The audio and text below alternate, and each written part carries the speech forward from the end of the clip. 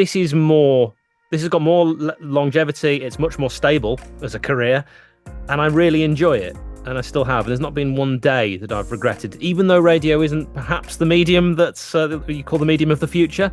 But that's also why I've got into YouTube, because you want to have a little bit of a backup, so to speak. But also, I don't see the radio ending anytime soon.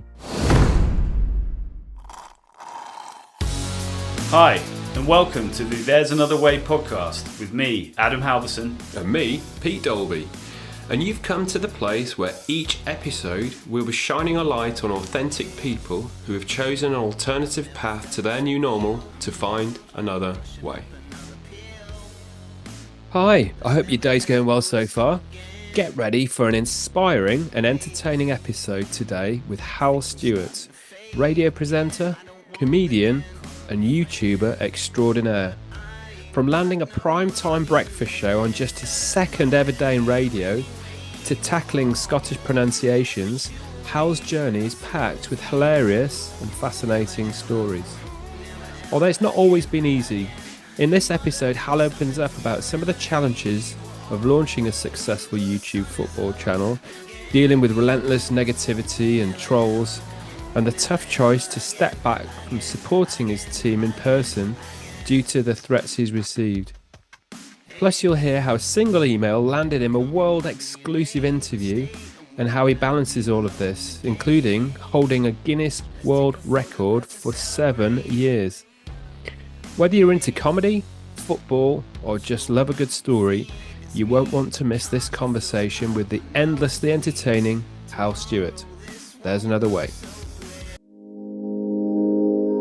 All right, great. Well, here we are today with another episode of There's Another Way, and we're delighted to welcome Hal Stewart with us this morning, who is a broadcaster on British Forces Radio and hosts his own YouTube channel called Chef United Way, which is doing great guns. So good morning, Hal. How are you doing today?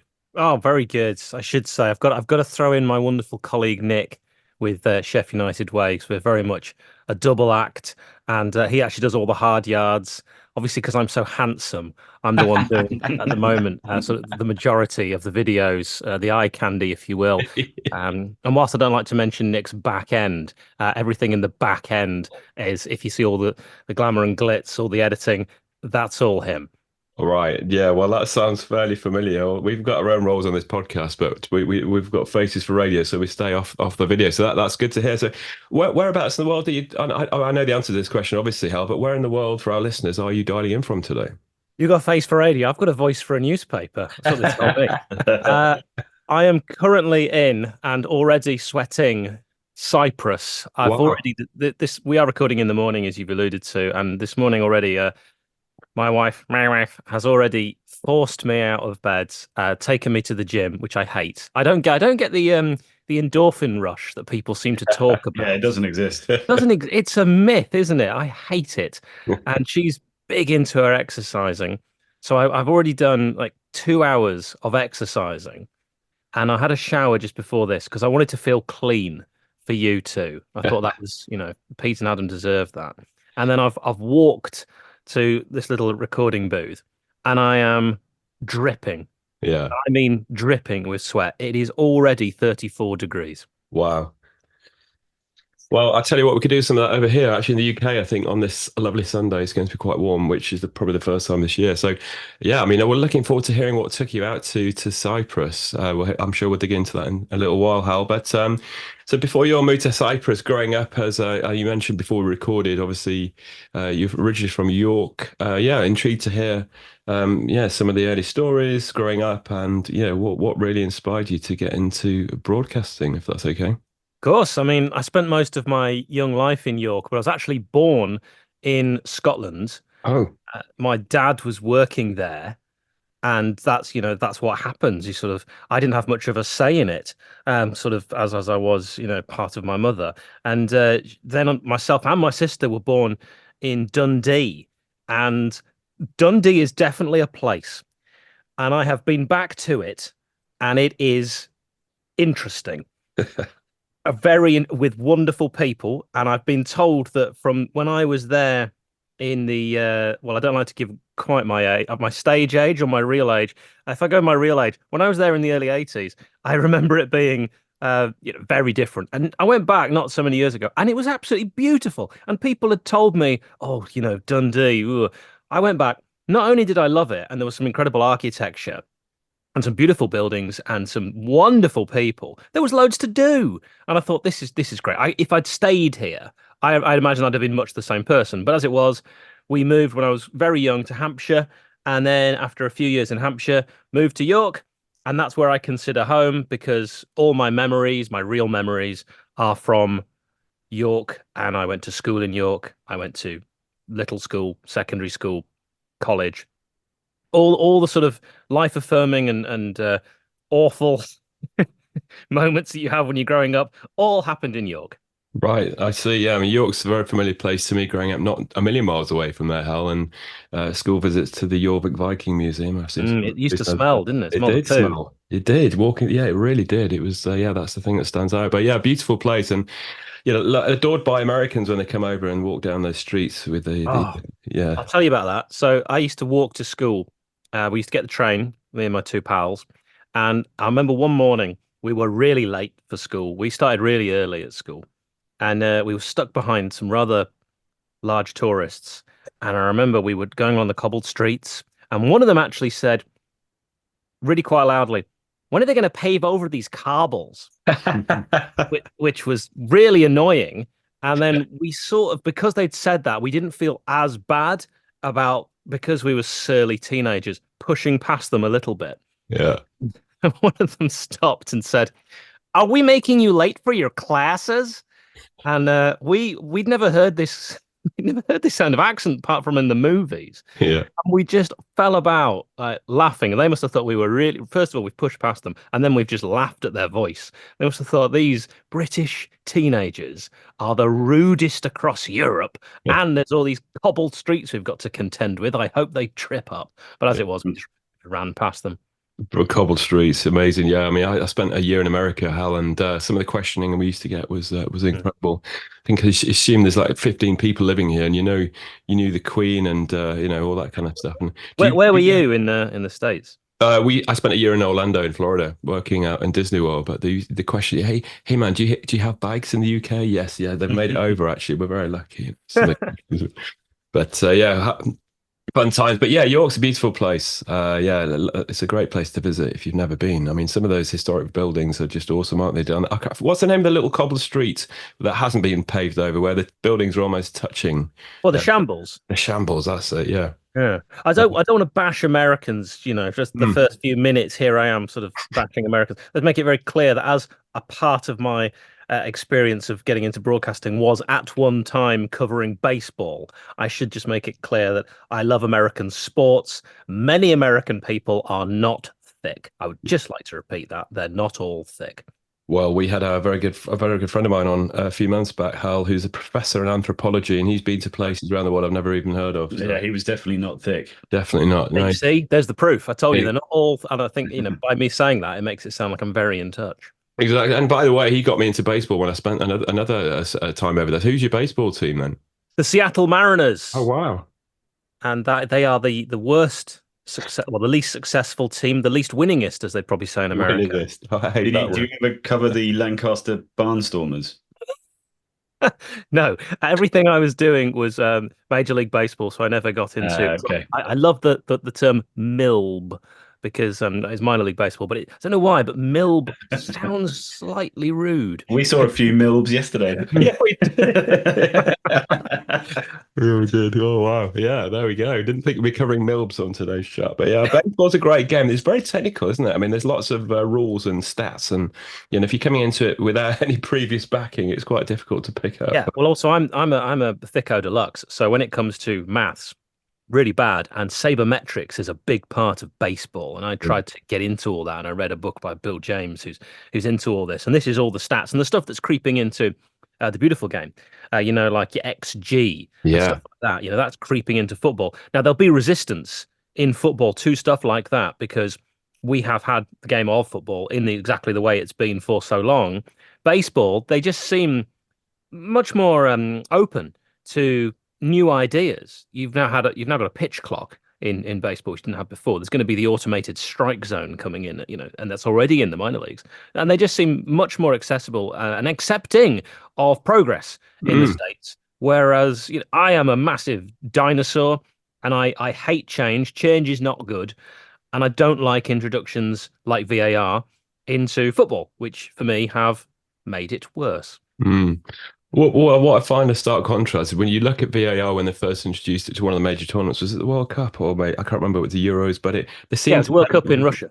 yeah, then and it worked seamlessly for the most part, and they bring it into the Premier League in a budget fashion and just cannot handle it, and still Yeah. haven't really got the hang of it since. But yeah, yeah. So York, okay, yeah. So and after York, how where did life take you then?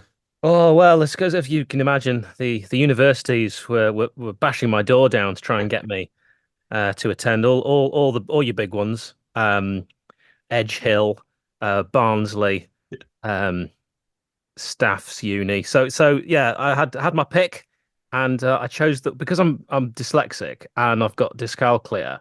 I actually find exams very, very difficult. And Right. whilst I may appear quite erudite with an incredible vernacular, I'm actually quite bad at exams and I'm quite bad at any kind of tests and anything where I'm put under pressure. So I just chose the university which didn't have any exams. It had a constant assessment, which I knew I'd be very good at.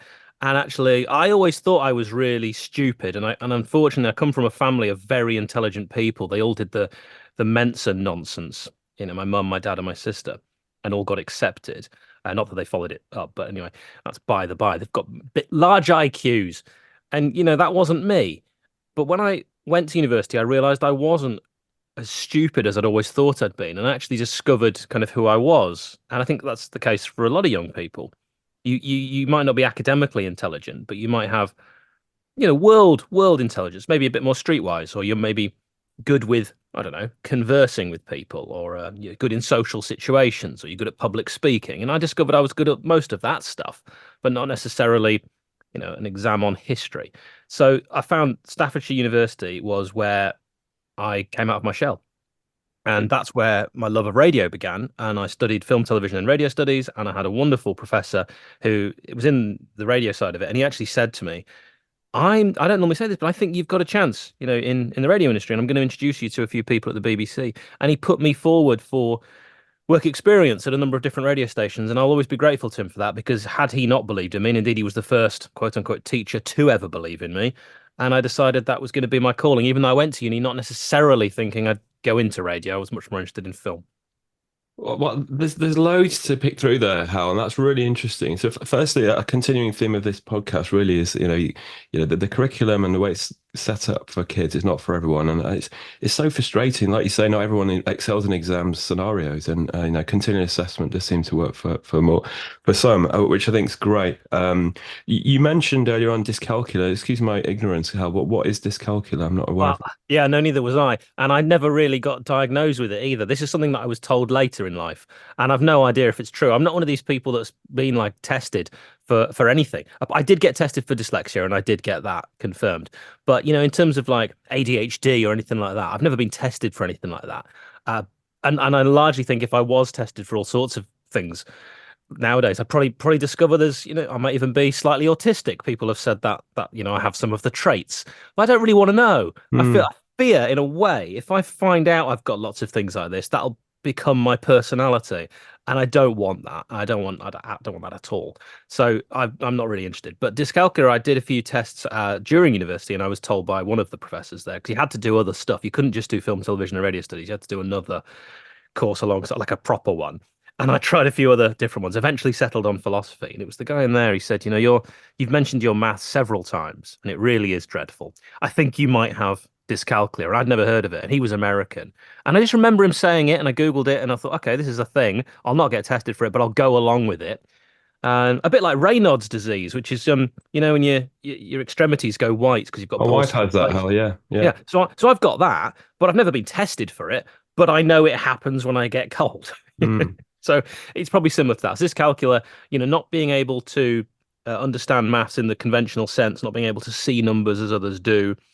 I cannot grasp very basic maths, which my dad found incredibly frustrating because he was a bit of a maths genius. And he used to test me when we were sat on the sofa watching football. He would try and get me to understand maths by relating it to football and doing really simple sums to do with corners, throw-ins. And not only did I never get it, but it ruined watching football. Because I was letting him down. He was frustrated. I was upset. It was a kind of horrible, and he just ended up giving up. He's like, I can't reach this kid. He doesn't understand maths at the level that, like an 8-year-old would have done when I was sort of 18. And I still don't. And it hasn't held me back in real life at all. So if any young people are listening, ignore everything I just said, study hard and work on your maths. But in real life, it has not Yeah. impacted me. Was it? It's like when Rishi Sunak wanted everyone to do maths until they were 18. I mean, can you imagine the amount of dread that a lot of people would have felt with having to do that for even longer? Yeah, I mean, I had to redo my maths GCSE 3 times, before I eventually got a passing grade, which was so embarrassing, because everything else I did kind of average. I was never a good student, but I did average in everything else.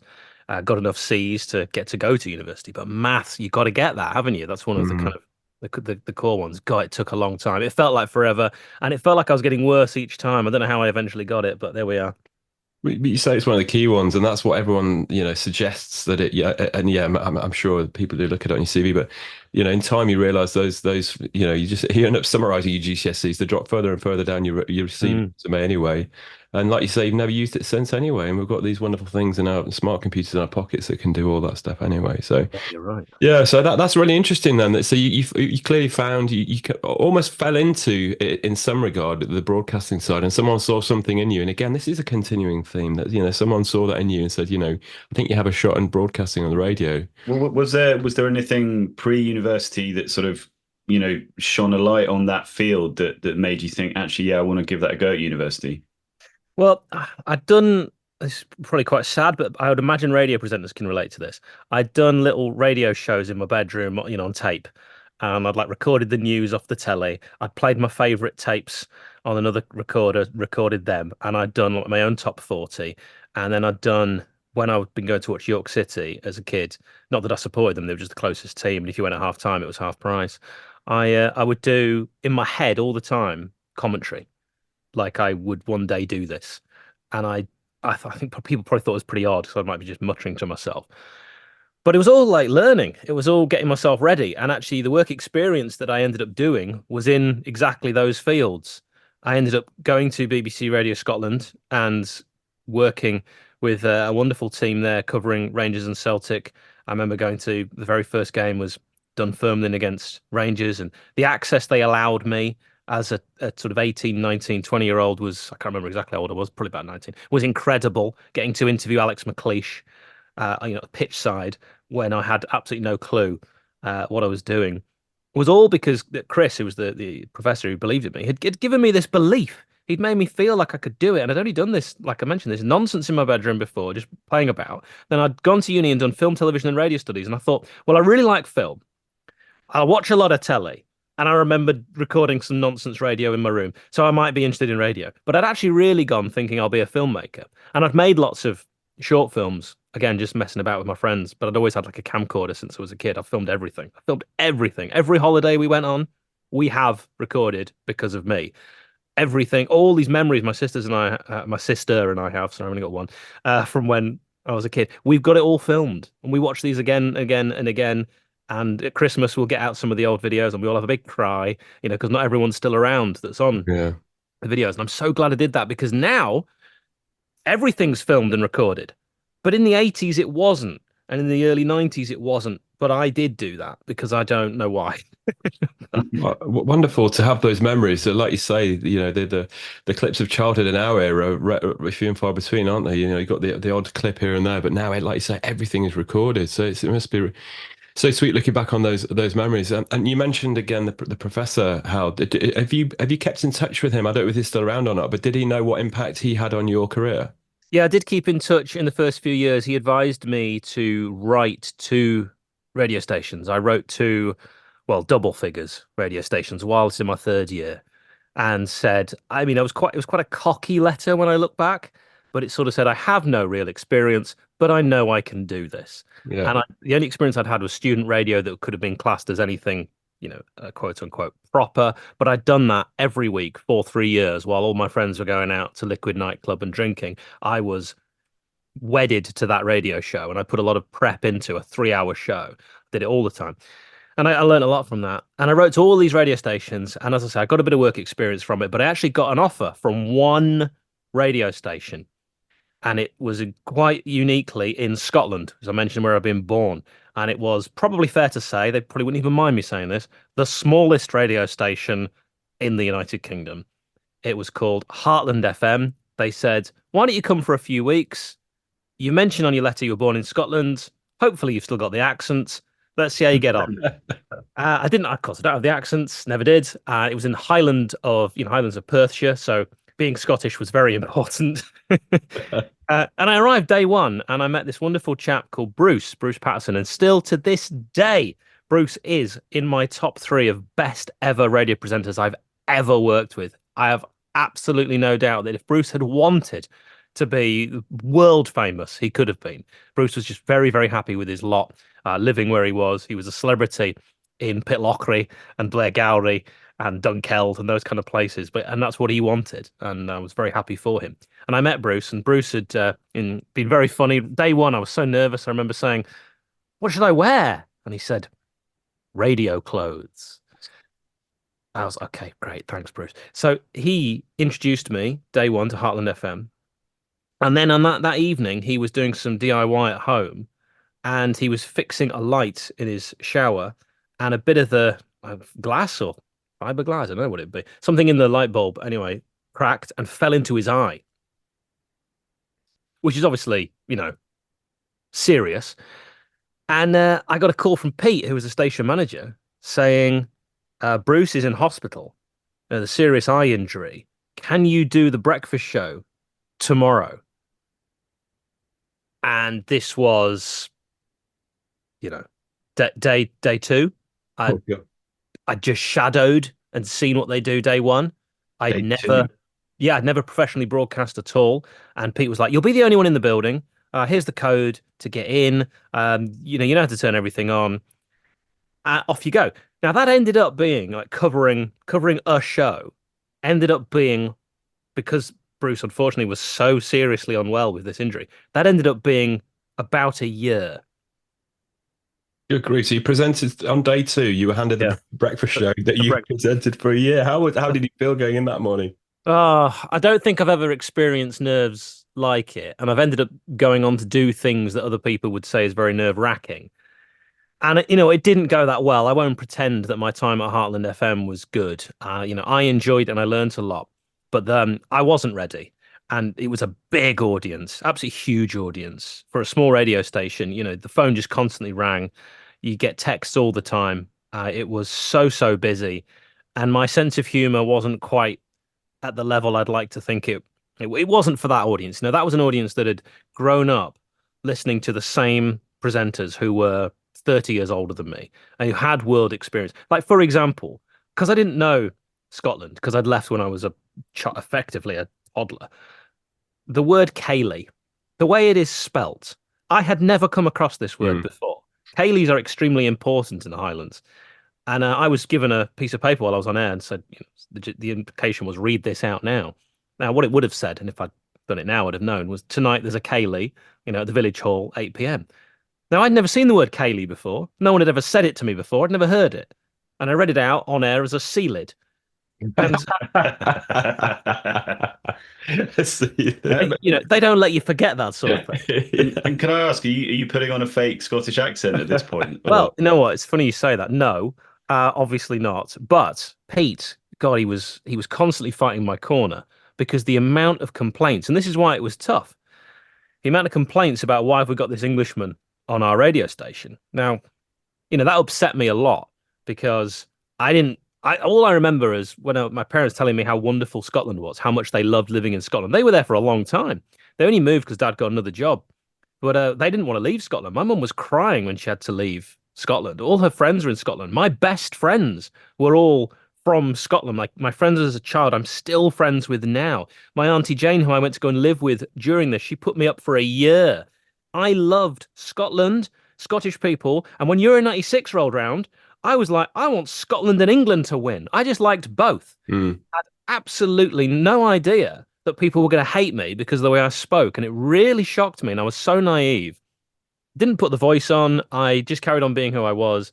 But I look back at it as, I made a few mistakes like that Kaylee thing. I mispronounced things all the time. I tried to do jokes that when I listen back, like, oh gosh, I've still got the tapes. I listen back sometimes and I cringe.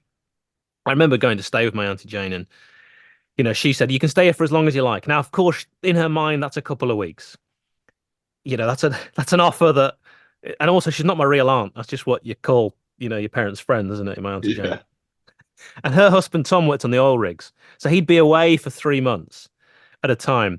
Every time he came back, he'd say, still here, Hal. I hadn't got the hint, right? And maybe I should probably find somewhere of my own.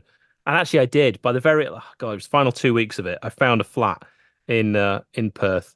And actually, at that time, I'd found the flat, rented it, but I was also applying for jobs in England. I'd been also offered a bit of work on the side. Someone had heard me on Heartland and thought, well, he isn't too terrible. So I'd got a job at Perth FM on the weekends, but I'd also applied for jobs in England. I actually got a job moving back in North Yorkshire. I just moved into this flat. I left after 2 weeks. The landlord was furious. Bizarrely, I ended up interviewing him a few months later about something totally separate. We had no idea who each other were. We were just talking after the interview, and he said, yeah, no, everything's fine, apart from this idiot tenant who moved in only 2 weeks, and then he moved and left Scotland. And I mean, it's just really messed me about. And I was like, where's the flat? And he told me. I was like, yeah, that's me. You He's like, confessed, did you? oh. And I just had a really nice chat with him, and he totally forgave me, and he understood the situation and waived all the legal stuff, and we got it all sorted. Brilliant. I have been to a sea lid on the Isle of Arran, by the way. It was great fun. And I went to a wedding on the Isle of Arran, which is an interesting place. Stunning. I mean, it's very remote, isn't it? But what a beautiful place. Yeah, yeah. But it was good fun, that. Kaylee, yes. Okay, so then you moved down to North Yorkshire, did you, for the next part of your career? Yeah, I worked at Garrison Radio, it was called then. So getting into military radio. Now that was just like, because it was, early part of the career, I was kind of thinking, oh, what do I want to do? I want to move back to England because I want to watch Sheffield United, which is my passion. And I was still watching the Blades, but I was driving from the Highlands of Perthshire, and it was really taking it out of me. I remember going to Burnley away on a Tuesday night. I'd done the breakfast show in the Highlands, drove to Burnley, watched us, got there stupidly early because I'd kind of miscalculated. It was the days before sat-nav. And I got there so early, I got to see the team come off, and I had a chat with Neil Warnock, and I said, Neil, I could really do with a win tonight, mate. I've come from Perth. And he went, Australia? Brilliant. I know you want to win, mate. We'll do our best for you. We did win that night, but then I remember driving back and getting back at like 3 a.m., but then being up for 4 a.m. I was like, God.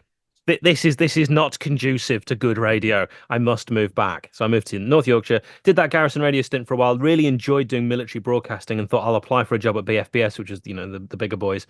And having done work experience prior to that, which I've sort of missed out when I got BBC Radio Leeds and stuff like that, and really good fun. But BFBS, when I eventually applied for that in 2010, took me all over the world. And I'm still working at BFBS now, which I think says everything about how wonderful that experience has been, as I've never had any interest in looking elsewhere. It's just been incredible. Oh, amazing story. So you mentioned there that you really kind of connected with the Garrison radio versus the commercial stuff you're doing previously. What in essence is that? I mean, I've listened to BFBS a fair bit because I have a mutual friend, Nikki, obviously. But what would you say is the main difference then between a commercial radio and doing something on the military side? Yeah, Heartland was commercial. I also did some stuff in Hartlepool for a commercial radio station. I did some other stuff, oh gosh, in North York. I'm starting to forget some of the. I'd have to look at my CV to see some of the radio stations that I worked for, sort of in between. But commercial was terrifying for a number of reasons. Radar figures and the like. Whereas BFBS, what I liked about BFBS was my cousin, who was my absolute hero and still is, Mark, was a Royal Marine. He's now in the army. And I liked following his life journey where we would catch up and I'd say, well, what have you done this weekend? And he'd tell me where he'd been. And I'd be like, wow, you're getting to see the world. You're getting paid to see the world. Now, I don't want to fight. That's not Hal. But I do like talking. And there is a job where you can talk and travel the world, and they will pay you for these two things. And that has been BFBS. And I have been to Afghanistan twice, which was interesting. Toronto to cover the Invictus Games with my good friend Prince Harry. Germany, Gibraltar. I am currently in Cyprus. The journey has been amazing. I've had the chance to do a documentary on the fall of the Berlin Wall on a poignant anniversary. I've had the chance to follow members of the armed forces at forward operating bases in Afghanistan during some of the fiercest fighting. I've had a chance to follow incredible athletes who lost limbs during this time when they were fighting, and then they've become athletes to play in the Invictus Games, various different sports, and meet them and hear their story, hear their journey. And everyone is different and everyone is incredible. Gibraltar, where I was a manager there, so having a team of people actually listening to me. Imagine that. Nothing went wrong, which is incredible. But that was during Brexit. Gibraltar was very pro. Let's stay as part. Let's vote. Let's stay as part of Europe and part of the UK and everything. They're so pro, and so they were devastated when the Brexit vote happened, and I was there for all of that, which was a big thing. And then I came back to the UK and was put in charge of our entire BFBS UK bases team when COVID hit. And no one knew at the time how serious this was, how terrified we should be. And I had various different locations, which I couldn't reach because I couldn't travel, around the UK. All of the presenters were thinking, do we go in? Do we both go in? Does the breakfast presenter go in? And does the afternoon presenter go in? Or do we both have to stay apart? And can we drive? And are we allowed to drive? Is this an essential job? And they're all asking me these questions. And I didn't know. And I have to sort of speak with my bosses. And we all tried to figure it all out together in an unbelievably strange time. And do we have presenters working from home? Should we do that? Should we send them all laptops and microphones? Should we just have one person going in and doing all day? All sorts of mad ideas. And we got through it, but that was all on me. And I have to say that was a very stressful time, but we got through it. And then I wanted, after that, a bit of sun, something slightly more leisurely. And I've been now in Cyprus for 2 years, broadcasting to an incredibly busy audience. And it's been a lot of fun. Wow, what a journey. And it sounds like a lot of fun as well. And what's so for someone that's not in the industry, Hal, what's a typical day? So which slot do you present when you're over in Cyprus for BFBS? Is it breakfast or is it afternoon? And what's a typical day like for you when you're over there? I've done all the shows since I've been in Cyprus. I started on afternoons, then I did the morning show, then I did the breakfast show, and then I was like, boss, I love you, but getting up at this time is crazy because I still need to watch Sheffield United. If you're thinking they're kicking off at 8 p.m. in the UK, that's 10 p.m. in Cyprus. And my show, I need to be in at 5 a.m., which is 3 a.m. UK time, which means I need to be up at 2 a.m. UK time, having just finished watching a game the night before. I've got to do the YouTube stuff as well. This isn't working. So morning show at the moment, it means I get a little bit of a lie and I only have to get up at 5 a.m.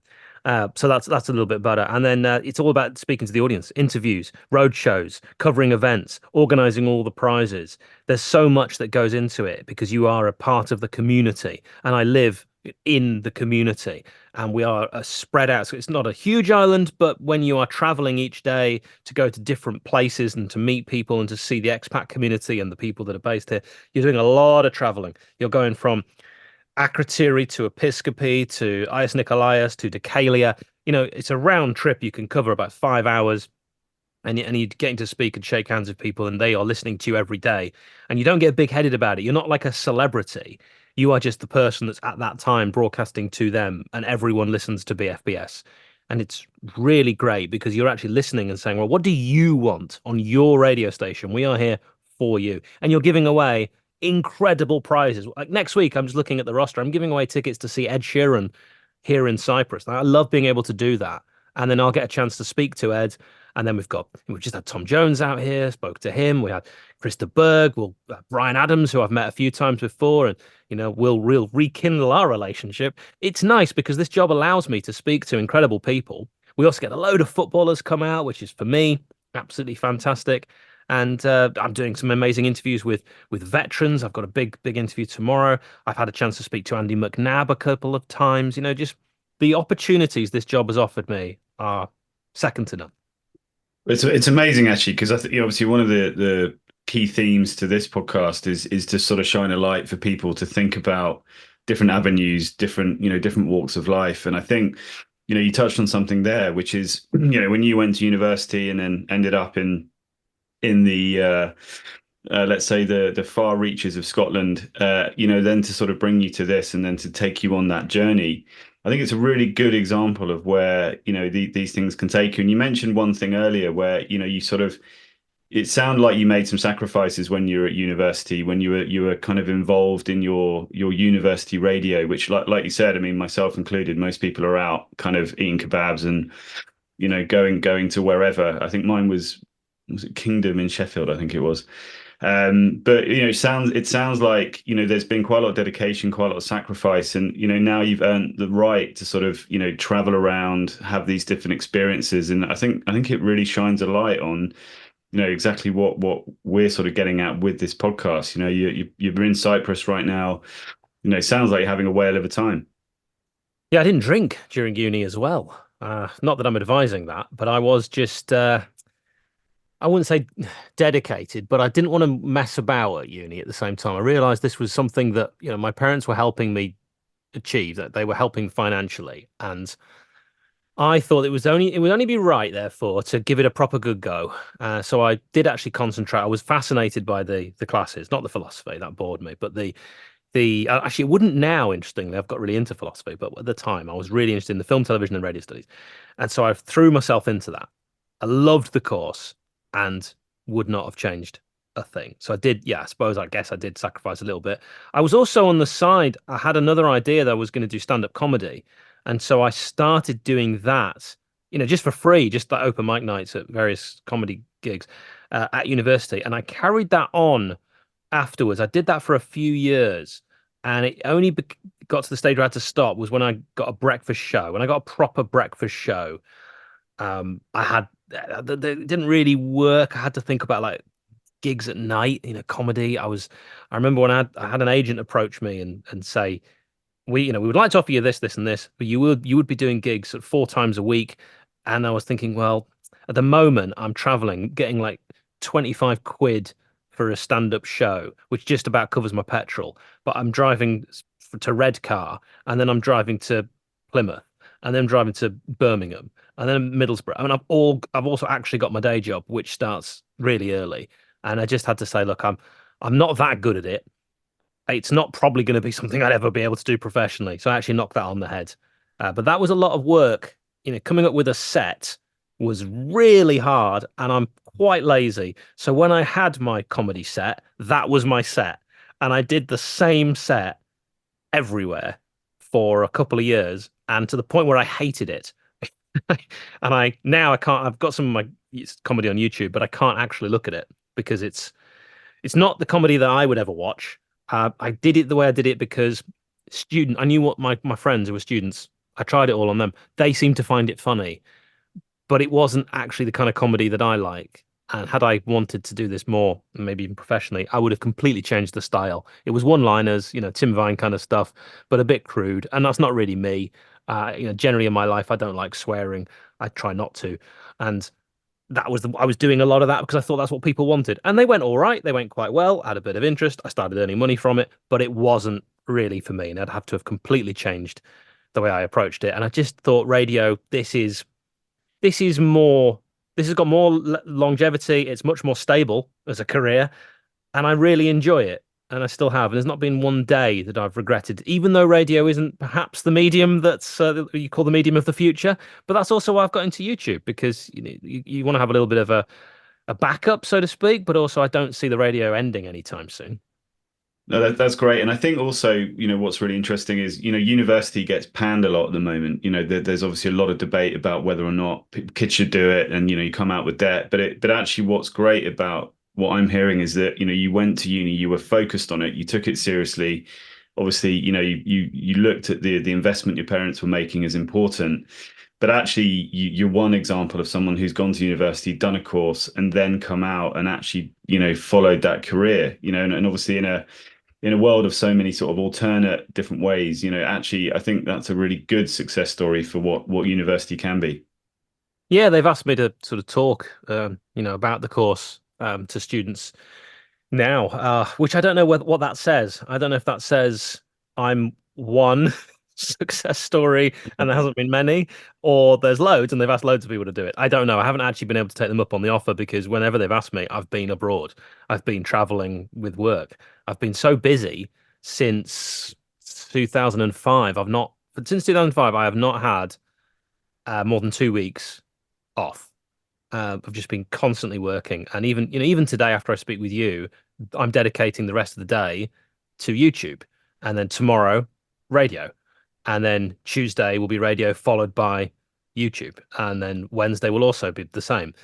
And it's also very busy at the moment because we've got the transfer window, as you know, being football fans, and until that closes, that's pretty much a video a day. Mm. Well, just on the comedy stuff, well done for having a go, by the way. I mean, it's always fascinated me. I've seen lots of comedians live and, some hit and some miss. And I just appreciate how difficult it must be to stand up there, put yourself out there and hope that people get your sense of humor. So I think the fact that you had a go for as long as you did, I think is fantastic. I also, yeah, I mean, I think it's such a good message. You've clearly not had more than 2 weeks off since 2005. That's a long time. So you're clearly very hard working and put all the hard yards in back in the day when you were doing the smaller radio stations, and like Adam said, you really kind of bearing the fruits coming to bear now because of all the hard yards that you've done, which I think is fantastic. Do you feel you do all the afternoon on YouTube, tomorrow's on the radio? Does it feel like work, or do you enjoy what you do to the point where you just crack on with it? Because we've heard that from a few people where what they do they really resonate with. They don't feel like they're actually working. They just enjoy what they do. Well, I mentioned I couldn't have been in the armed forces. It's because I'm not very good at being told what to do. So if I decide this is what I'm going to do, I'll throw myself into it and I'll do it very, very well. I find the job is, yeah, it's not like a job at all. I love writing jokes. I like making people laugh. I like looking at a story and trying to find a twist to it. The work of a radio presenter is to find alternatives in, especially in the morning when you're trying to see a news story and everyone else has done their sort of take on it. You've got to try and find an alternative way of delivering what some cases is a very basic story, some cases is a weird story. You're not going to the heavy stuff because the news will take care of that. You're trying to keep it light and you're waking people up. It's different with BFBS because you've got to recognize you're broadcasting to, yes, those that are serving. You're also broadcasting to their families. And you've got an entire expat community. Now, I broadcast on BFBS worldwide as what we call a network presenter. That's what I did for 10 years, where I was broadcasting everywhere. So I could never say the time, which you've got to try and remember. It's not a particular time of day, which you've constantly got to try and remember. And you've also got to talk about certain things and not talk about certain other things. Like I can't talk about alcohol on BFBS because I'll be broadcasting to some dry countries. Mm. So there's certain news stories I wouldn't be able to touch at all. And then now I'm in Cyprus. I'm just broadcasting to Cyprus, unless, of course, you listen online, which many people do.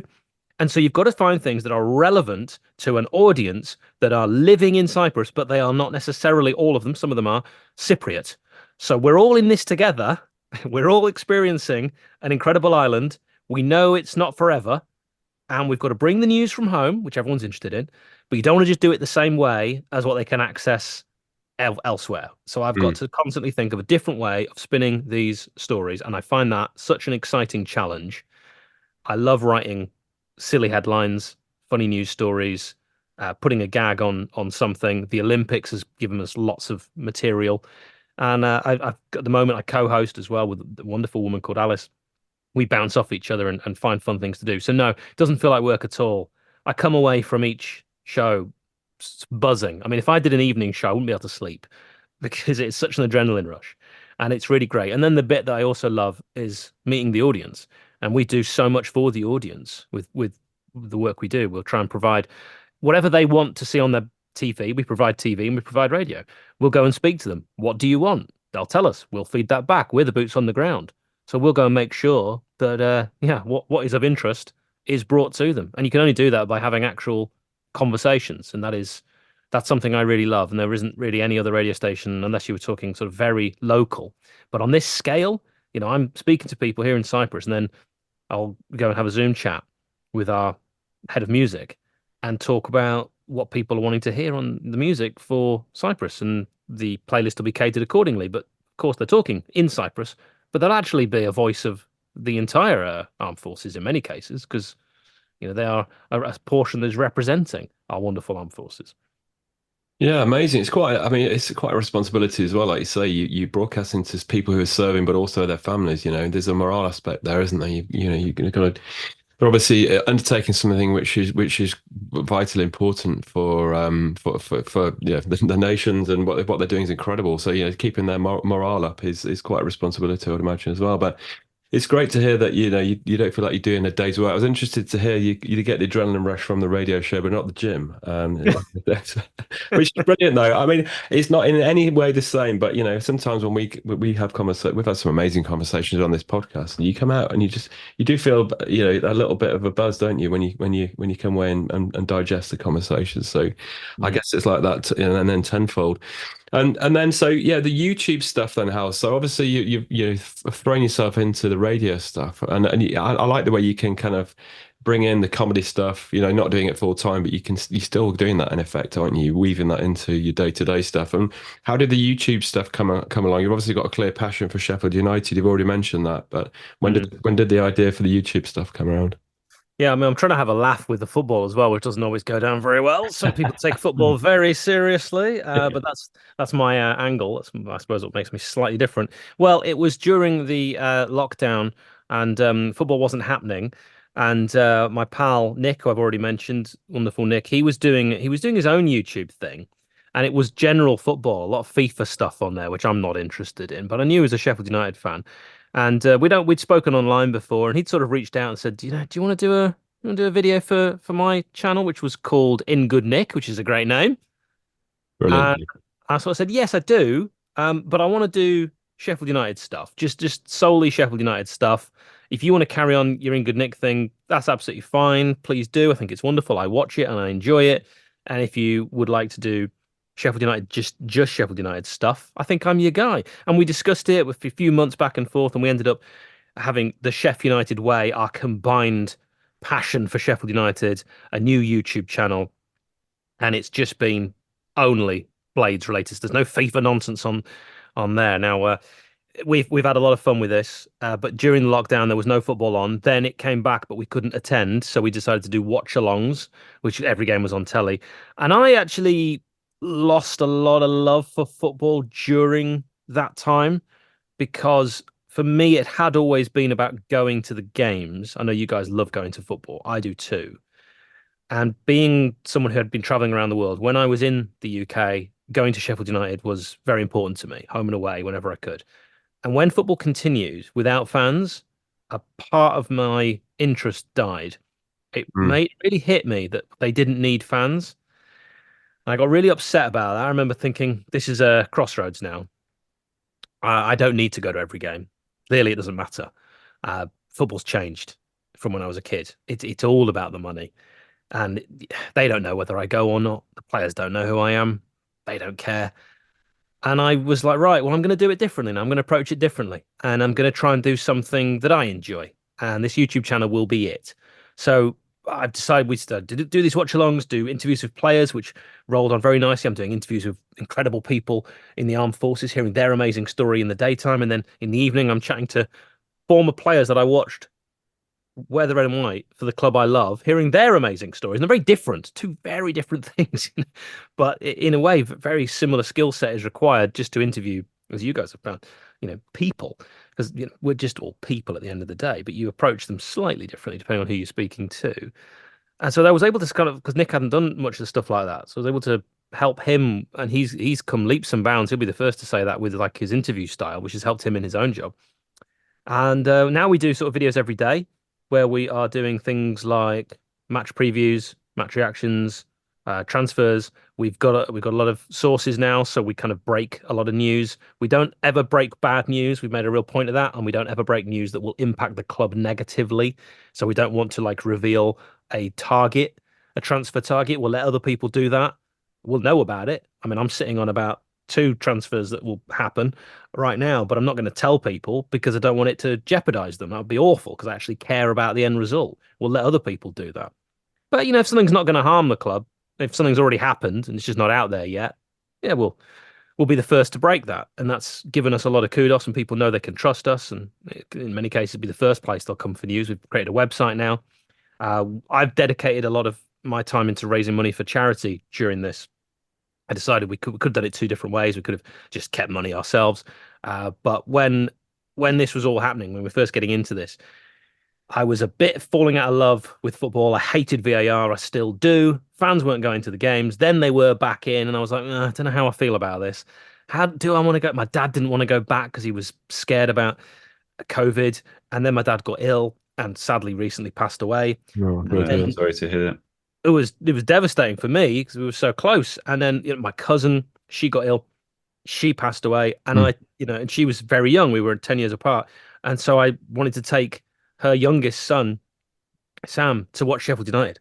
And that, for me, that was what got me back in. I remember taking him, seeing the passion on his face. He's only little, how much he loved it. And I was back in. It was like I'd never been away. But I needed that. I needed that to get back my love for football and seeing what it can still do to people. I remember when I was a kid going the first time, I was worried that might be gone now because football has changed so much, so sanitized and so different. But clearly not, because he loved it then and still does love them now.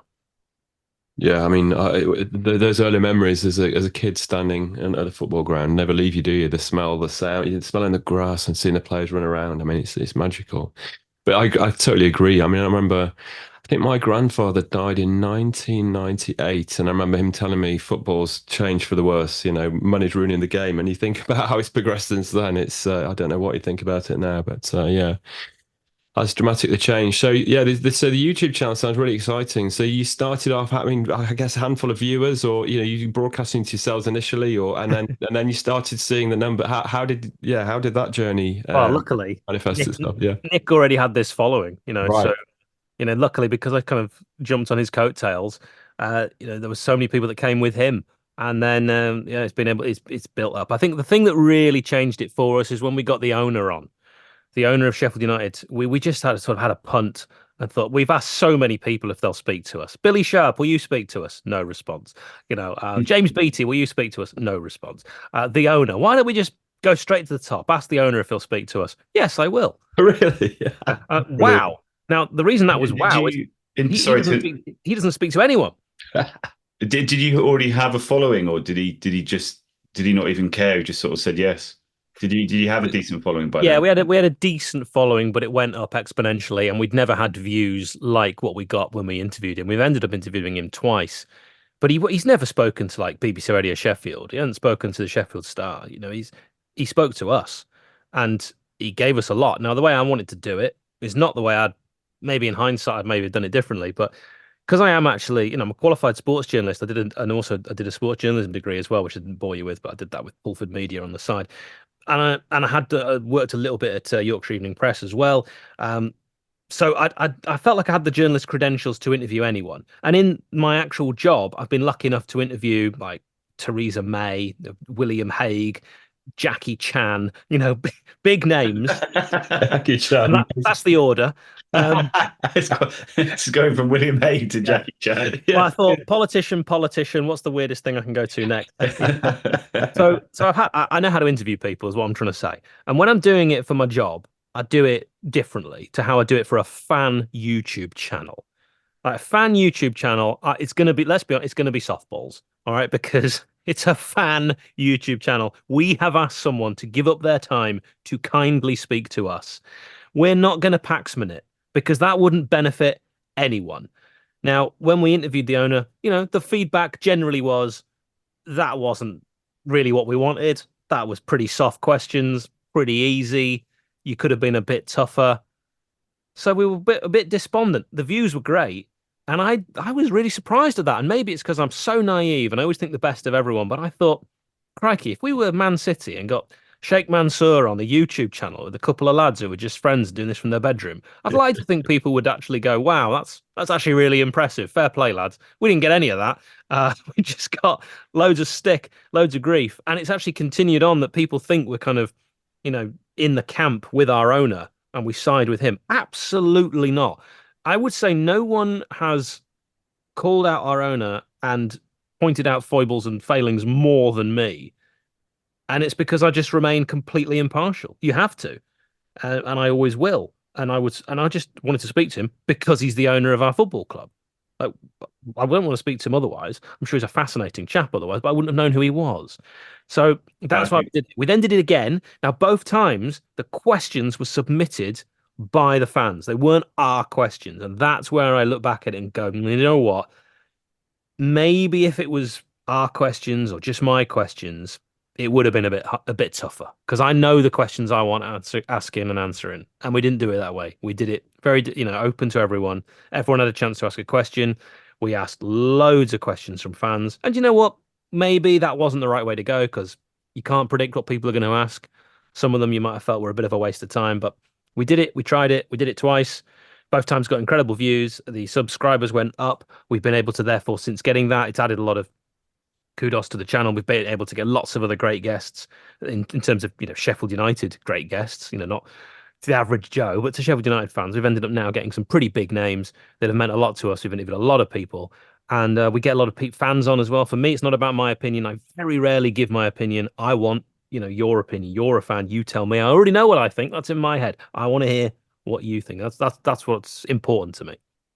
Yeah, it's really interesting. I mean, and I think for what it's worth, I think no one wants a hatchet job, in terms of the person you're interviewing. If they're giving you their time and their trust, I think to me it sounds like you handled it the right way. I have to be honest, I don't know a lot about the politics of Sheffield United at the moment. I don't know what the gripes with the owner could be. But again, I don't think it's going to help anybody if you get on there and attack him. Yeah, I remember people saying things like, he said one thing about contracts. He said, "Oh, Hal, you'll agree with this because you like American sports, but I like contracts to run out in the final year because players play better when they know they've got to play for a new contract." Now, I got a lot of people saying, "Why didn't you pull him up on that?" So I thought about this and I thought, well, first of all, that's what he thinks. So if I say I don't agree with that, he'll say, "Well, I do," and then there we go. What I don't know what would have been achieved by me sort of arguing the toss over that.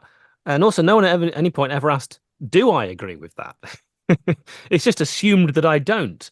But actually, I actually think, and this is probably a bit soft, but I think everyone needs to be treated individually. And you can't have a blanket policy because footballers are people. And it's a bit like some players need a rollicking and some need an arm around the shoulder. I think Sir Alex Ferguson was probably the best at knowing which were which. I think owners need to be the same. Some footballers will see the carrot of a new contract if you play well this season as a tremendous incentive to earn more. And some will feel incredibly insecure because they've got a family, their kids at that school. Are they going to have to move in 12 months? You need to know which is which. And I could have said all of that, but this interview isn't, the one with our owner, isn't about me.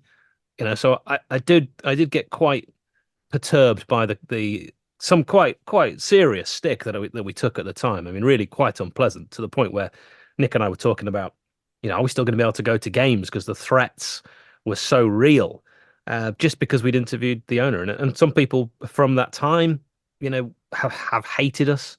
And that is a shame because before that, I think it was all really positive. So one hand, it grew the channel hugely, so we needed to be done. But on the other hand, some fans felt like, well, they're just in the pocket of the owner now, so we can't trust them. No, that isn't true. But you can't convince people all the time.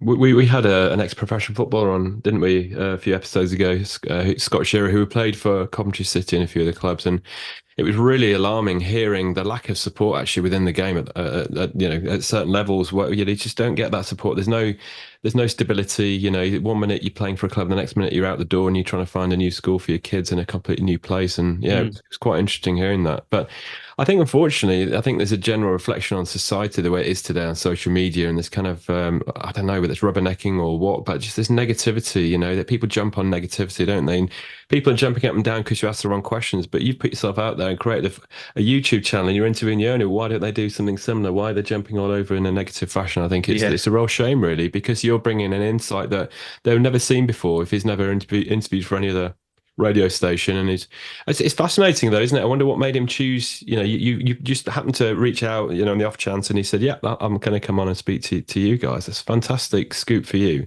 Yeah, we'll probably never know why he said yes to that. I don't know, but he did. And if you don't ask, you don't get. Well, Exactly. I was just going to say that in theme of what we were saying earlier. The fact is you had the gumption to ask, Mm. and I think there's a great lesson there because a lot of people I think are assessing, how can you use social media as a career, or how can you use it to generate income. But again, it's like anything. If you don't actually apply, and use some logic and use some sense and sort of be daring to sort of ask for those types of things, and obviously what it's done is accelerated the channel. It's a great lesson there. Just because it's a YouTube channel, you've still got to apply those sort of basic fundamentals in life. You've got to put yourself out there. Mm. Yeah, we've used social media. That's pretty much how we've got every guest we've ever interviewed. Sometimes it's as simple as sending a DM, although Twitter has made it harder now to do that. Other times it's been like maybe composing a chant that the fans could sing on the terraces and tagging in the player and saying, "What do you think of this?" And then that opens a dialogue, and you've done that, to hopefully achieve exactly that. We've had dialogues with some players that have not wanted to speak to us, but we've had, we got on really well, myself and Nick, with Iliman Ndiaye, who now plays for Everton. Mm. But he wouldn't do an interview with us, and that's fair enough. But he would speak to us, and we had a good few chats with him. There's a youngster at the moment, Oliver Arblaster, who's always fantastic. Whenever I've needed to speak to him about certain things, like I wanted to get a photo with my nephews because they adore him, Ollie made that happen. These are good people, but they don't want to do YouTube, and that's absolutely fine. We're not going to be like, okay, well, forget you then. No, we just want to support you, especially while you're wearing the red and white. Yeah, that's great. And also, I think also on the negativity, they don't have to watch your channel. They don't have to watch it, do Believe, they? believe me, they don't. Right. Okay. Well, I mean, yeah, I just think that's a shame. I just think there seems to be a lot of negativity out there. But I think kudos to you guys for doing what you're doing. And yeah, who's next on your radar from an interview Oh, perspective? I wish I could tell you because it's such a big one that we're going to get for our channel that I've had to actually prove my journalist credentials before they'll speak. Fantastic. So it is going to be a good one, and I think it could be the next really big one. It might even be bigger than our current owner. So we'll see. Because I mean, Sheffield United. This is unrelated to who's next, but Sheffield United are currently going under a potential takeover. Right. Okay. I actually think will be really beneficial for our channel. Any accusations that we are in the pocket of the owner. Well, if the owner's gone, I mean that will go with it. You would hope. Mm. And one thing that popped into my head, you said, was some of the negativity and some of the backlash you got. I mean, obviously, what we do know is that there is a sinister side of football, and I actually know not sort of the ins and outs of Sheffield United, but I mentioned before we came on, I lived in Sheffield for 4 years. No, my friend lived. Was it on Bramwell? Actually, on Bramwell Lane. I'm just trying to think of the road that runs. Is it not Sharavel? Shoreham Street or Shoreham Street. He lived on Shoreham Street. Thank you very much. And I actually got to know, without realizing it, quite a few of the Blades business crew. the BBC. Yes, The BBC, and to be honest with you, they were all actually lovely guys. I kind of put on a fake Sheffield accent just in case they didn't like my southern tone. But Can you give us that now? The flavour of it? no, Oh, right. be right good. But do you sort of have any interaction with them and the sort of, let's say, the maybe slightly darker side of football? Because I guess if you're a pretty prominent channel, you kind of got those factors to deal with. yeah, and I have spoken to some people, certainly the people that have been involved even in just in the past with the Blades Business Crew. I've read the books. It's not my thing. I went to a school that practiced the Quaker religion, which is all about pacifism, Absolutely. and I am quite into my Buddhism, and I think also I am, without a doubt, I think this is why a number of Sheffield United fans don't like me, is I'm not the archetypal football fan at all. I don't have a Sheffield accent, which is brought up all the time. I don't like fighting at football. I don't drink at football, and I go to watch the football.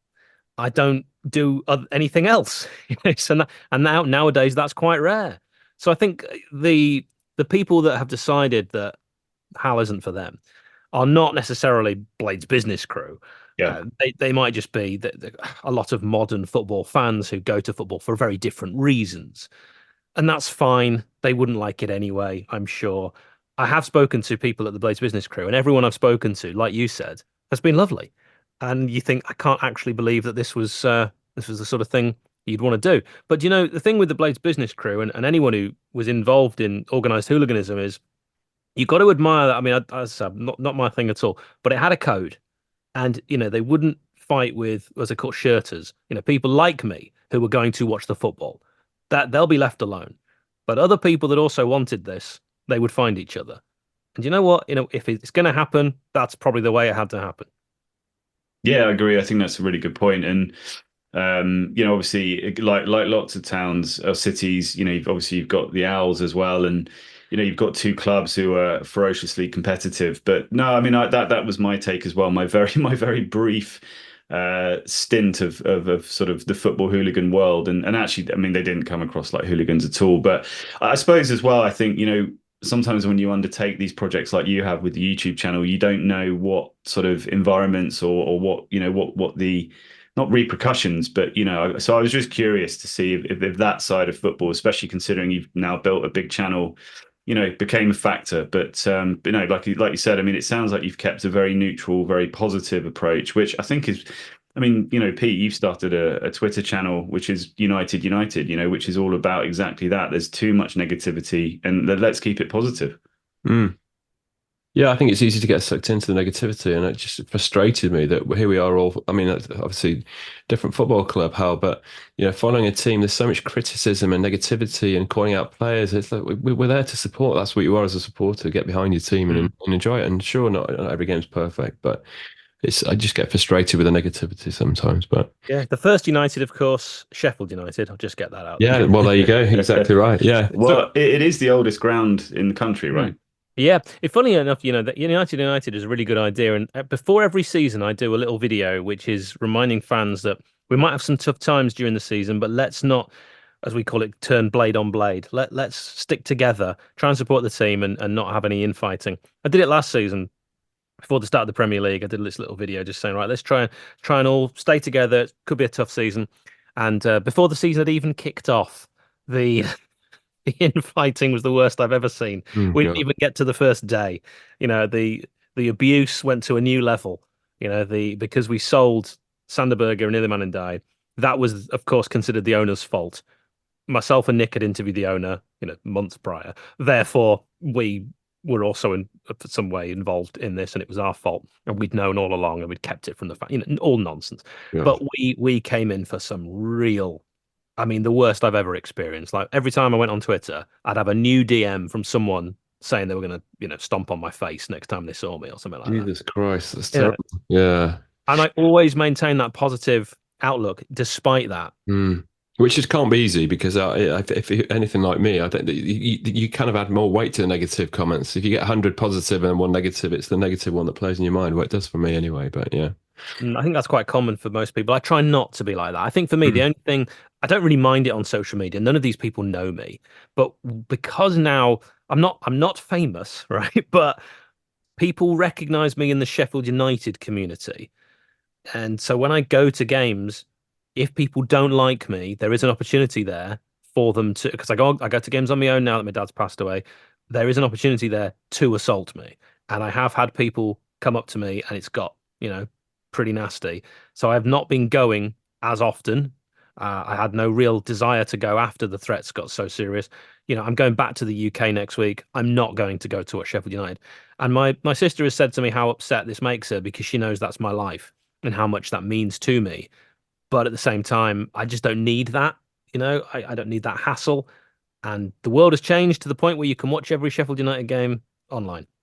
What a shame, though. It's a real shame. It's just terrible. I mean, unless you can find a heavy disguise to go to the game. But I mean, what a sad state of affairs. Hal. I mean, I already look like a Guess Who character, so I don't know if there's much. I'm also just trying to work out. I was in Germany last week, and I went to a Darmstadt game. And then was that your Sheffield United accent? It is, yeah, okay. It is, yeah. And then I went to Sweden recently and went to a Malmo game.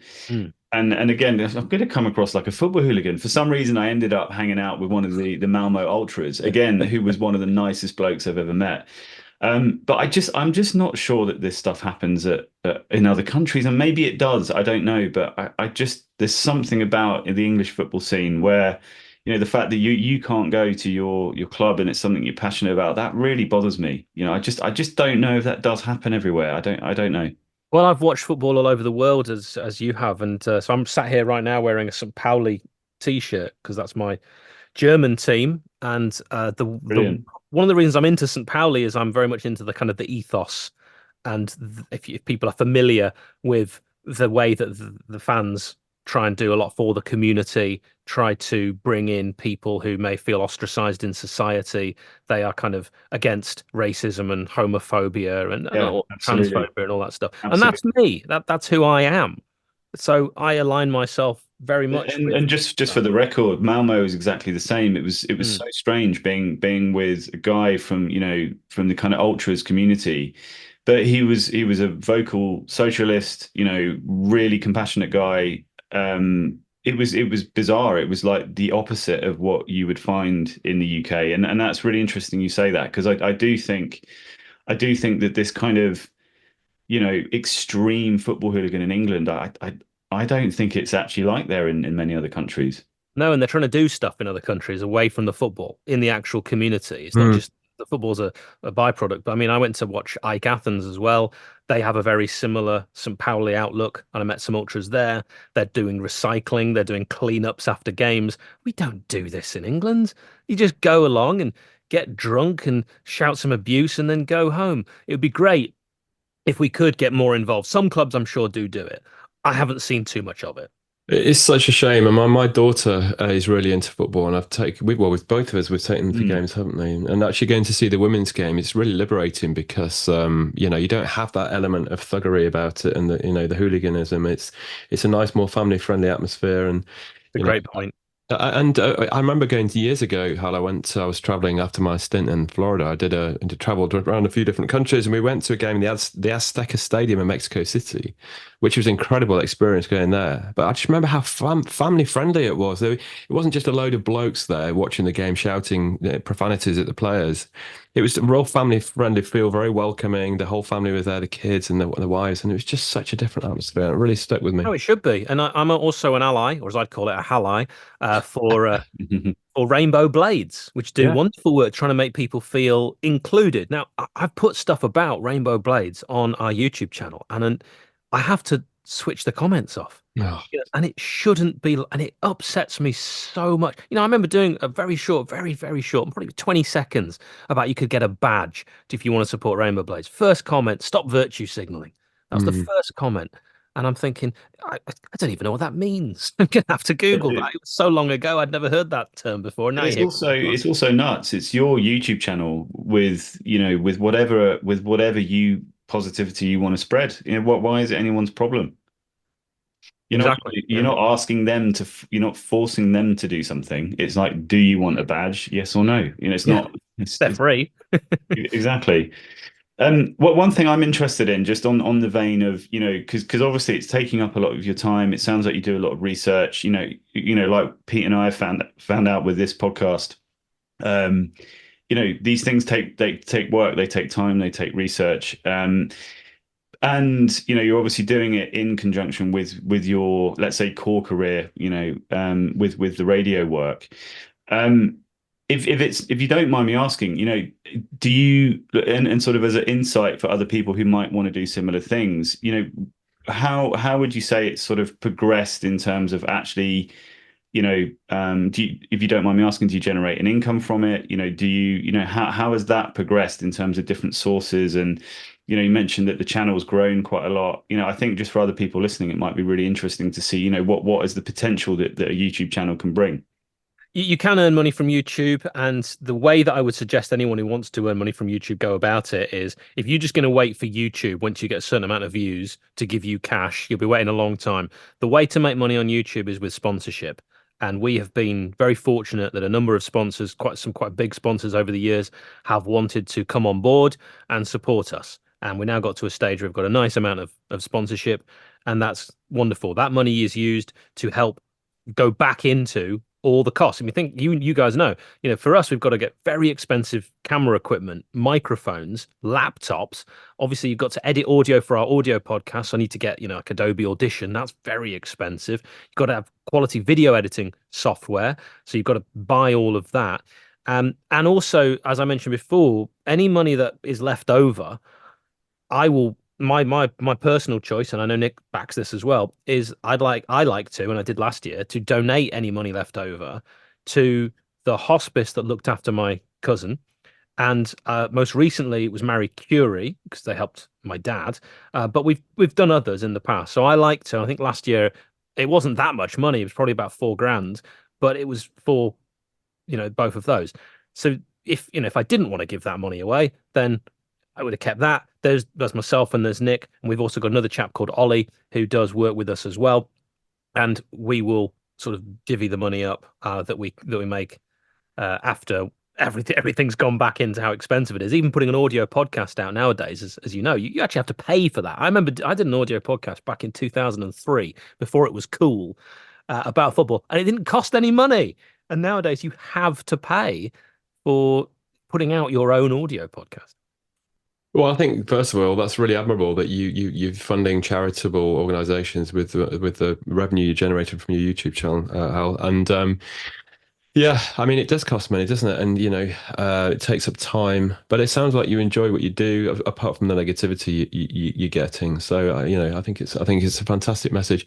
I've got a quick question around today. You said you've got YouTube. You're recording this afternoon. Hal, what's on the agenda for today's YouTube video that you'll be recording? And how does that look? I guess that's going to take a few hours to get that production ready and posted on the channel. So today, don't want to give too much away because, time specific and all that. But as we're recording this, the next game Sheffield United will be playing will be in the League Cup against Wrexham. We have a massive rivalry with Wrexham.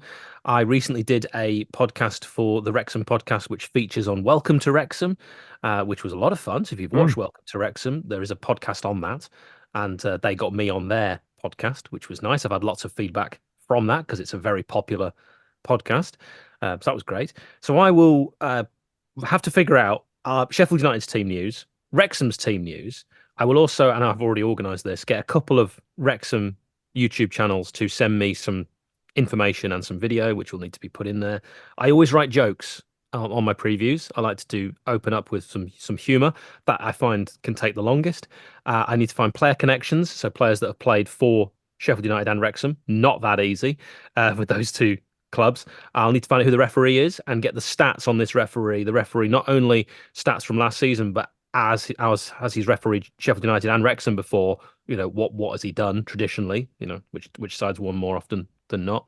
I'll need to get score predictions from Sheffield United way members, and also need to get lineup predictions, which will need to be made into a graphic so we can get those on screen. But I want the audience to give me those. So I could do all of this myself and just give you my prediction, my predicted lineup, but I don't want it to be what does Hal think. I always want it to be what do you, the audience, think. So before I started chatting to you, I put out on Twitter I want the views of Wrexham fans, so I'll read those later. What do Wrexham fans think ahead of this one, and I'll share those so that Wrexham fans and Sheffield United fans can watch this preview. And then after that, I'll start thinking about the QPR preview, and then after that, the next one. Plus, Sheffield United will make 3 more signings before the transfer window closes minimum. I will have to do research on those 3 players, which is often very difficult depending on where they've come from in the world, and always get the videos done before the player has signed. So the second it's officially announced, Sheffield United Way is the first to have a video. If you're searching for information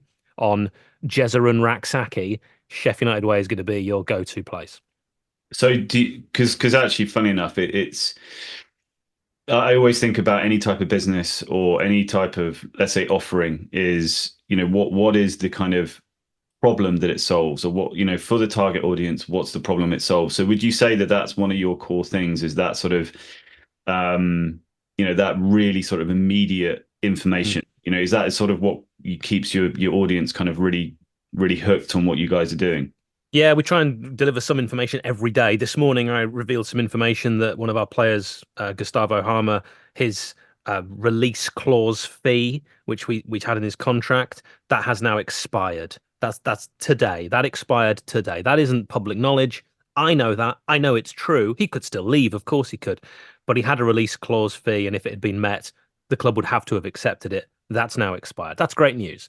I'm the one breaking that, which is good. I want to say stuff like that because that's good news. That's positive for a Sunday for Sheffield United fans. And then with things like players, like what I'll try and do with a new signing is find something that's got an angle for a Blades fan. So I mentioned Jezza and Raksaki because we've been linked with him a lot. So I've managed to find out I've watched so many hours of interviews and videos and clips that he had a trial at Sheffield United when he was a teenager. This is not out there. I've not been able to find it anywhere except one very, very, very obscure interview that he did. So he had a trial previously with Sheffield United and we rejected him. And now the club are going to throw millions at this guy, and I'll be the one, and people will go, oh, Hal is the guy that I can rely on for this kind of thing. Yes, yesterday I released a few stats about because Sheffield United won on our opening game. We haven't won on our opening game since 2017. We haven't won away since 2011. Wow. And I did the research to figure that out. Our referee for the previous game had only refereed us once. I had to find out exactly when he refereed us, what the score was, who scored. It turned out that the guy who set up the goal had just been interviewed by us. So all of it I try and combine to make it interesting. I like to think if you watch a Sheffield United Way video, even if you're like a mad Sheffield United fan, I will reveal something in every video that you didn't know before. That's amazing. And I think, and again, it just adds to the fact that I think, a lot of, especially kids, they look at social media and I don't think they quite understand, the volume of time and effort that goes into actually making a good product and a good service. And I suppose that leads me on to as well is I'm just trying to work out, like you said, you did 2 hours of exercise this morning. What does a typical day look like? Because I'm trying to think about how you actually find time to do everything. Well, I don't nap, which considering I get up so early, I should. I'm very efficient, so I will have a lunch break with work. So I will have I'll do my radio show, then I'll have a lunch break, and in that lunch break, I will eat incredibly quickly, and then I will also research, and if I can, record a video, and then go back to work. Wow. And then after that, I'll work on the next video. But I also every day I will do a 5K without fail. I will go for a swim and I will go to the gym because I always believe healthy body, healthy mind. And it makes me not happy, but it makes me feel not guilty if I don't do it, I feel bad. Yeah, Hal, you mentioned earlier on that you're lazy. You said you're quite lazy. You don't sound lazy at all to me. Well, if I could, and I knew that there was no disadvantage, there's nothing I enjoy more than sitting on the sofa, watching The Wire, eating cereal in my pants or ice cream. There's nothing I enjoy more than that. I don't get the chance to do it very often, but if I could, that is all I would do. Fair enough. Fair enough. But I think also you touched on some. Well, Pete, you touched on this as well. Is if you're doing what you love, you never work a day in your life. And I think that's almost what you're alluding to. Is you've chosen to do things that you enjoy, so it doesn't feel like you're doing work. Yeah, but it's funny, isn't it? If you were like a decathlete or a sprinter or something, and someone saw you in the street, they wouldn't give you abuse. They wouldn't give you grief because they'd only know you from that. They don't know you as a person, but they'd know you from that. Now, also with the stuff that, like YouTube and the radio, they don't actually know me, but people will come up to me and have an opinion about me. And it won't always be positive. But if I was exactly the same person as I am, but doing the high jump, I would never hear any negativity, ever. But I do by trying to do something slightly different, which is always opinion. And so, of course, everyone's entitled to their opinion. But I don't know why. And I always think this with my young nephews who keep saying what they might want to do when they grow up. I don't know why. I've always lent into things which are objective. Like I went into stand-up comedy. Now, you might not like the comedy, so you can give your opinion and say something unpleasant to me. I've gone into radio where every day you're basically saying, like me. And people can give their opinion. It could be negative. I've gone into YouTube again, the same. I don't know why I keep doing this to myself. I could have done something so much easier, and my world, because I like to live in a glen of tranquility. Like I very rarely watch anything unpleasant. I don't like following bad, sad, or unpleasant things, and yet I seem to be in a world where that stuff will find me. Yeah, it's a shame. I can resonate with that, Hal, actually, as well. Yeah, interesting, very interesting. I know I'm conscious that you're a busy guy and you've got lots on your agenda today, but I've got a couple more, I guess, to draw to a close if we can, Hal. So, what's next for you? You've been embarked on lots of different projects, exciting projects over the years, and obviously, continuing the. It sounds like you're very happy with what you're doing anyway today. Is there any projects on your radar that you fancy taking on at some point that, what's the future for you? I'm really interested in cricket. I love cricket, and the more that football has disappointed me, and the more vitriol and the more unpleasantness I've seen at football games, the more I'm drawn to cricket because that doesn't happen at cricket. My wife, I took her to some football, and she hated the atmosphere, and I took her to cricket, and she loved it. And people are always so pleasant to cricket, and I can go to cricket and just relax almost for a day, depending on what format. And I've never done anything in the world of cricket. I've done podcasts on American football. I've done baseball. I've done basketball. I've done football. I've never touched cricket. And I think maybe that could be where I go next. I think if I had like a choice of what I could do after maybe my radio career would eventually come to an end. I don't know. There isn't really an age limit on broadcasting. But if for whatever reason BFBS got fed up with me, I think the thing I'd like to do the most would be work for a professional cricket club. Like Middlesex was the local club where I was back in the UK. I used to go and watch Middlesex all the time, and I really liked the players. I got to meet a few of them. I think if I was doing like the YouTube for Middlesex, that would make me very happy. It's not the first time I've heard someone being drawn more and more towards cricket. I've heard that a few times, Hal. It's interesting. Yeah, we enjoy cricket as well, don't we? But yeah, it's really interesting. It's almost like football as it was years ago. There's not the astronomical wages or the Mm. pantomime that surrounds it. That's really interesting. So we should look out for a Bazball Way YouTube channel coming to our airwaves soon, should we? Yeah, maybe. I don't know. Maybe not YouTube. I think the thing is that Nick had to twist my arm to do video. I don't like, I mean, even I messaged you and I said, look, is this audio or video? Because I don't actually like being on video. Fine. I like doing audio. That's my medium. That's where I'm relaxed. That's where I'm much more comfortable. And I do think my conclusion though, I was messaging Pete this yesterday. I think we're going to have to start doing video. I, you I probably think are. I think unfortunately I think YouTube and video content is the way, isn't it? Yeah. Possibly, and if you go that way, I'll come back.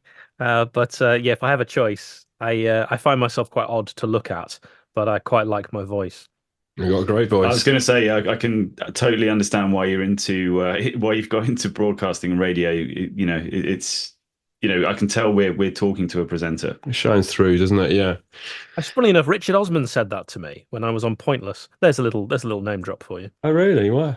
Is he the guy? He's really tall. Is that the Yes, guy? he was ridiculously tall, terrible eyesight, big football fan.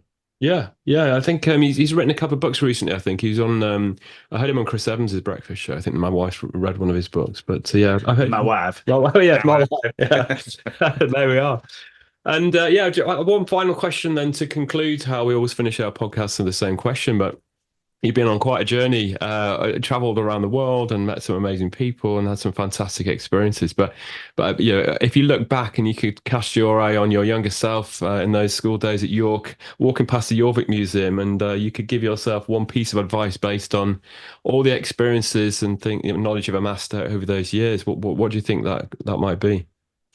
So yeah, it's a great question, and little Hal was an incredibly anxious, shy, and worried little boy. My grandma always used to say that I would worry about what I had to worry about next, and I would love to tell young Hal that this stuff right now, the acne and the bullies and all that, that isn't important, right? That stuff's gonna go. You'll get different bullies and, and have other bodily problems when you get older. But don't pretend that you're someone else. Be who you really are. Stick to the courage of your convictions. If you feel strongly about something, say it, believe it, double down on it. Do not be swayed by other people because you're trying to be something you're not, as you feel like you might fit in. That is no way to get ahead. That's amazing. Yeah, super aligned with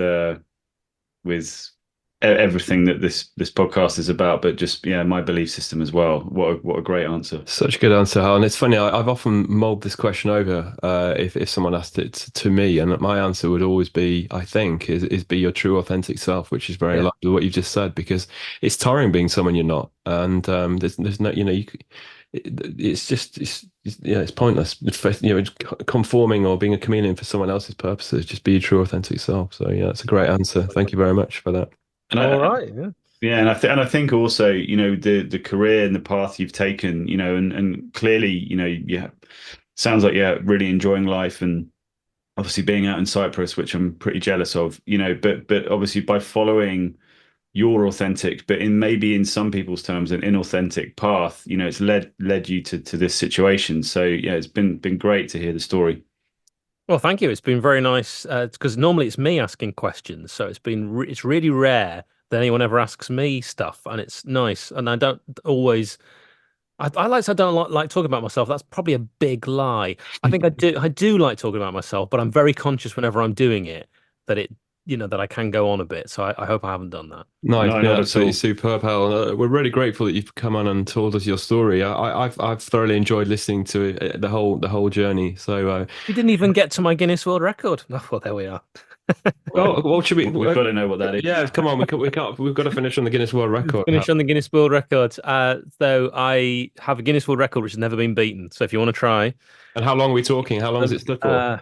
about 7, 8 years, something like that. It's been a while, and you have to wait 5 years to get in the book, I think they told me. So Really? people have the chance to beat it. And it is most movie quotes recognized. Flipping heck. So they would say the quote, and I'd say the film it came from. And no one's beaten it. Many have tried, but no one has got there because I wasted my life. But you mentioned at the top of the conversation that you had clearly had a passion for cinema and movies, and that's kind of almost what you went into your university course to look at, wasn't it? So it's clearly a passion. But I don't know when you have time to watch the movies. I don't anymore. And you know what put me off? It was the editing. When I was at uni and I made a short film, which got nominated for a JVC Film Award, not to brag. But I had no interest in the editing process. It bored me so much. And the thing I liked about radio, instant. Yeah, none of the editing. None of the editing. So I went straight for that because it happens. Hey, you blink and you miss it with radio, but that moment of that, if you catch that lightning in a bottle, you're hearing something incredible happening on the radio. It's happening right now. Yeah, fantastic. Brilliant. Right. Well, Adam's going to have to go and take this podcast and edit it now, Adam. Well, the good thing is, I was just thinking that because we have a person who's used to radio, there's no ums, there's no ers, there's no. We've had a couple which has taken probably. Remember one of our first ones? I won't name who it is. I don't think he'd mind anyway. But I remember having to edit it over 2 flights. On either side of a holiday, there was so many filler words. I'm guilty of it as well, but no, I don't think this one's going to need much editing. Thank you very much, Hal. You are welcome. Magic. Brilliant. All right. Well, best of luck with the rest of your day, Hal. It sounds like you've got a busy one. Thank you so much for coming on. And yeah, we really got a lot out of this conversation. So many life lessons there, and loved hearing your story. So thank you it's good to reconnect again after all this time. Pete, Adam, thank you so much. Take care of Thanks, yourself, Hal. Hal, and speak soon. Thank you very much. Thank you. Let's never ever go to sleep again.